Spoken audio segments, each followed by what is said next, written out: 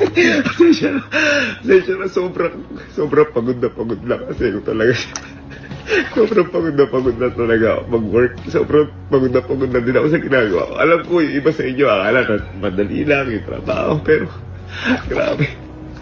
Meron palang ganitong araw na nakapahinga ka lang, nakahiga ka lang. Sobrang thank you sa araw na to. Napaka-grabe. Iba yung impact ng araw na sa akin. Alam ko kasarap magpahinga. Kaso, hindi tayo pwede magpahinga parate kasi ang pahinga ko po yung pamilya ko. Ang pahinga ko yung magtrabaho ko para sa pamilya ko. Mas nakakapante ko. Kaya, maraming salamat po. Again, mga mga sir, pagpahinga din po tayo paminsan-minsan, hindi po masama. At lagi niyo pong tandaan, mga mga sir, mas piliin po natin yung kalusugan kaysa kayamanan.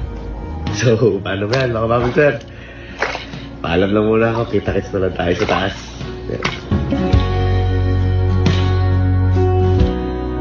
Pasensya na, sobrang pagod na kasi ko talaga. Sobrang pagod na talaga ako mag-work.